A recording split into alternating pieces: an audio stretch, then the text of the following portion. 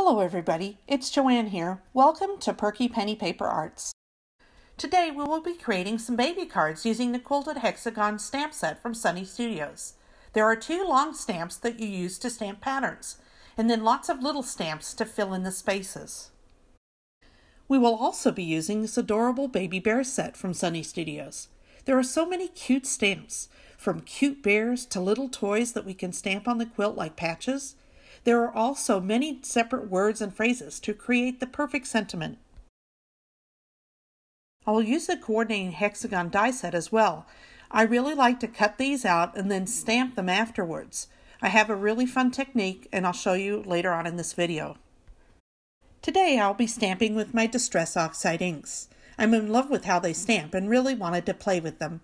I'll be using the worn lipstick and antique linen for the girl card and the iced spruce and broken china to create a boy card. And of course, I'll be using my ever-faithful Misty. I start with a row of hexagons and center it on my page. I close my Misty so the stamp is positioned on the lid, open it, add ink, and stamp. Next, I turn the paper to the vertical position and get the partial hexagon stamp. This stamp lines up perfectly with the full hexagon stamp to create a continuous pattern across the page. I simply line it up and check to make sure everything is straight with this straight edge from my Sweet Petunia's Creative Corners set. When I'm happy with the positioning, I ink, stamp, and repeat until the entire page is filled with hexagons. For the projects today, I'll be making 1 panel in iced spruce and 1 in antique linen. I don't know about you, but I think this could also be used for chicken wire on a card as well.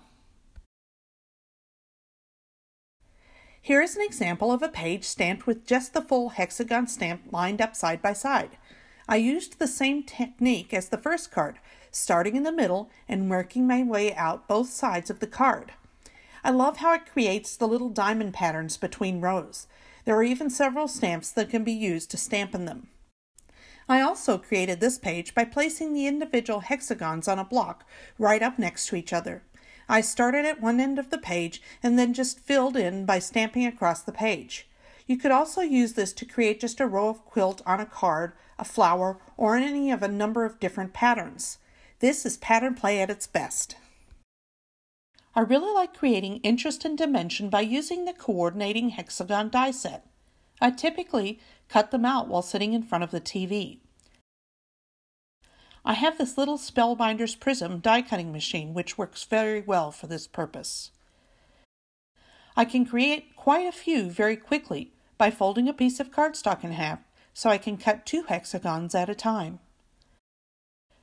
This die set is $3, so you could also buy multiples if you find you would be using this stamp set a lot.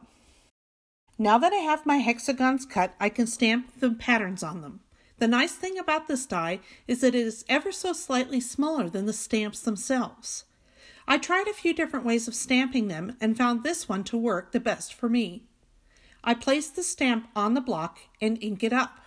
These Distress Oxide inks are truly inky and the coverage on clear stamps is excellent. I put the block down with the stamp facing up and place a hexagon over it. I tap it lightly and because of the consistency of the ink, the paper sticks to it. I then pick up the block and turn it over and tap it several times, paper side down, onto my craft mat. I then carefully remove the paper and I'm left with this cute little pattern hexagon. I will see you in a few seconds after I've stamped a selection of broken china and worn lipstick pieces. Using the second largest stitched oval die from the My Favorite Things set, I was able to cut 2 pieces out of each pattern panel by lining them up this way. This way I will have 2 pieces left to create additional cards in the future, or if I make a boo-boo. And now to decorate our quilt. I start by taking the solid stamp and stamping a selection of the spaces with the stitched color, in this case iced spruce. I have also die cut some gold and silver mirror paper to use in some of the spots.